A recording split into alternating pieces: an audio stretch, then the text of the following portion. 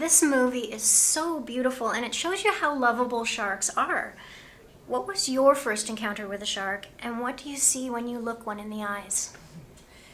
I did not grow up as Rob did, loving sharks. I didn't have a fascination for them. In fact, I was afraid of sharks, like most people, terrified. Loved the water, didn't love sharks, didn't want to meet a shark. So when I became a diver, I avoided sharks at all costs. And then one day in Hawaii, I was by myself at about 15 feet, and I felt a presence next to me, and literally within arm's length, I turned, and there was a female hammerhead shark. She was bigger than me, right there. We were eye to eye. I nearly swallowed my regulator. I thought, oh, this is it, I'm done. And then all of a sudden there was just this moment where in this shark's eyes I saw life, not death, and everything shifted, and then she was gone. And I realized she was more afraid of me than I was of her, and that everything I'd been taught about sharks was wrong. And I became absolutely addicted to getting into the water with sharks. And so I started going around the world to see sharks, and what I found was a lot more dead sharks and shark finning than actual sharks. But it wasn't until I met Robbie that I realized there's something that I can do about that. So when you met Rob, is that when you became involved in sharks and their conservation? Absolutely. When I met Rob, I had an advertising agency, and that was my thing. I was working with luxury automotive companies, and it was a totally different world for me. And I knew that I wanted to do something, but I thought, what am I going to do, right? And then I screened a movie called Sharkwater in New York City before it had come out. And here was this amazing, passionate, exuberant guy. And I never would have done this normally, but for some reason I stayed behind and I waited until everybody left him, and I just started talking to him. And in that moment I thought, here's somebody who can change the world, and I just wanted to be a part of that. So 4 days later, I flew to Toronto. I had a notebook full of all the things that I thought we could do together, and that was 12 years ago. And we went to dozens of countries, did 2 more movies, started 3 nonprofits, made shark fin illegal for 150 million people. So it was an amazing adventure, and I just knew at that moment that was it. I was done. I was working for the sharks, and I was working for Rob, and exactly what Rob wanted to do, I wanted to do. Tell me about United Conservationists, which is one of the nonprofits that you started with, Rob. How did that come about, and also the fin-free movement? Right. So, I think Rob really wanted to make movies that drew people in and helped people understand what was going on, but he wanted them to be adventurous, and he wanted people to love what he loved, and he knew that he had to do something that was much more than just a boring documentary, right? He had to do something that was interesting, and he had to do something that drew people in and didn't just preach at them. But then he also wanted to activate people, and he didn't want people to just walk away from the theater and think, okay, well that was, I wish we could do something to save sharks. He wanted to help people actually take action, and that was what was so important about Sharkwater, and that's what's so important about Sharkwater Extinction. So for Sharkwater, that action was to make shark finning illegal. So 30 countries banned shark finning because of Sharkwater. 20 countries have banned shark fishing on top of that. And then fin-free was all about making shark fin an illegal substance. And we did that for 150 million people. And that number continues to grow, right? There's legislation right now being proposed in Canada to make Canada entirely fin-free, and the same thing in the US. So in that way, Rob's legacy lives on. Tell me about Rob's personality, because in the movie he says that for a period of time he really didn't like humanity, but then he did, and you can see that because everyone who I talked to says he was so approachable, he was so open to them and their ideas and sharing things with them. Right. I think as conservationists, a lot of times we're surrounded by things that we don't want to see, and there's a certain point where you go dark, and no matter how hard you try, sometimes you just come against these forces that are killing the things that you love, and you start to really doubt humanity and the goodness of humanity, because how can things like this be going on in this world, right? And when people know what's going on and it continues to exist, I think that's where all of us as conservationists get a little dark. And for sure, there were moments where I know Rob was definitely crestfallen, but at the same time, the biggest takeaway that I have from Rob, and I think a lot of other people feel the same way, is he was an eternal optimist. Even after everything he'd seen, right? Like the destruction of shark sanctuaries and, 7,000 dead sharks being landed in one day in a port. After all of that, right? He still believed in the power of humanity to come together and make this world a beautiful place. And that is something that's so inspiring to all of us.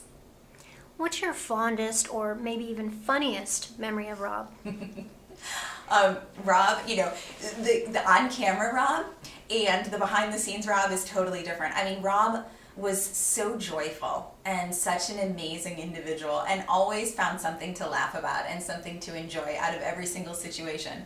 But when the camera turned on, he was very serious and a perfectionist as well. So, we had a lot of really fun stories from Rob, and the behind the scenes was incredible. I think my favorite moment of Rob, especially behind the scenes, was there's a very iconic shot at the end of Revolution, right? And you probably know it, where Rob is behind the camera, right? And he's moving through the water, and it kind of looks like he's being towed, and there's sharks going everywhere, right? Well, I was on that shoot, and we convinced Rob that we were going to tie a rope to his camera and pull him underwater through all these sharks. And he kind of looked and he was like, is that a good idea? Who cares? Let's do it. So jumped in the water, and basically it's like water skiing underwater, right? Couldn't breathe, had to hold his breath for as long as he could. And the thing that people don't realize is those sharks in that area, they're very used to, kind of getting some handouts from boats and kind of chasing and biting. So they weren't going to bite Rob per se, but what they did do is they bit the line. So every time Rob kind of got a really, really good shot, all of a sudden, right, a shark would come up, bite the line, he'd go tumbling off and come up, and then, you'd think he'd be like, and then he'd have this huge smile on his face and be like, again, again. So, I mean, that was Rob for sure. Do you think ecotourism can have a part in saving sharks? Ecotourism is an incredibly valuable way to protect sharks. When you make sharks more valuable alive than dead, then communities start to come together and protect them, right? If a single shark is killed, maybe the villagers get $20, $30 for the shark, but imagine if that shark is bringing in tourists.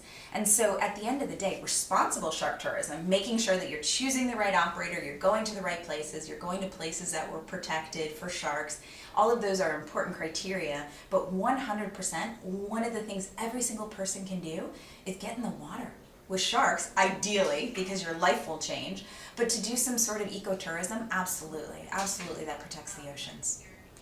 What's your biggest hope that people will take away from Sharkwater Extinction, and what can people do, like your average person, to help save the oceans and save sharks? My biggest takeaway from Sharkwater Extinction, and if we can find even a glimmer of, a silver lining in this horrible dark cloud that's over us, is that everybody takes away just a little bit of inspiration. And Rob used to say, take what you're passionate about, take your skills and smash them together, and you'll live a life of purpose, and you'll also find people that you love and adore. And I think that's the important thing, and that's the message, right? If you don't love sharks, okay, but what do you love, and what can you do to make a difference? And imagine if every single person just left this earth slightly better than the way they found it. It would be such a beautiful place, and I'm absolutely positive that that's what Rob would have wanted. Coming away from the film, of course, I want people to care about sharks the same way that we do, and I really want people to get educated and realize that sharks aren't just being killed for their fins. They're actually being fed to us. They're being put in our makeup. They're being put in our pet food. Most likely, you have shark products in your house and you don't even know about it. 80 million sharks are being killed a year in order for you to, put them on in your lipstick, or to feed them to your pet, or to water your plant with fertilizer that contains shark. And that, to me, is absolutely obscene. You wouldn't knowingly kill a shark, and you certainly wouldn't knowingly eat it. But in actuality, you might be. 18 different names exist for shark meat so that consumers don't know that they're eating shark. Rock salmon, flake. So it's possible that you've even ordered shark without knowing it. And then the recent study that came out last week, that almost 50% of the time that you order fish in Canada, you're not getting what you ordered. It's mislabeled. So I think what I'd really like people to do is get a little bit smarter, right? Understand what products could contain sharks and realize that they can do anything. And it doesn't necessarily have to be the kind of stuff that we've done, right? We've changed our lives completely to save sharks, but there's things that you can do every single day, right? Every single time you say no to a straw, every time you ask where your fish was caught and how it was caught and if there was any bycatch associated with it, every time you support legislation to protect a species that you love, Rob's legacy lives on in you, and it lives on in all of us. Oh, I just got choked up when you said that. I know, right? I know. Thank I get chills every single time. It's amazing because Rob is definitely, he's gone in one form, but he's with us in another. And I think it's up to all of us now to work together and make this earth as beautiful as, Rob believes that we can make it. Thank you so much for that. Thank you for talking to me, and thank you for your hard work in saving the oceans and sharks. Thank you. Thank you. So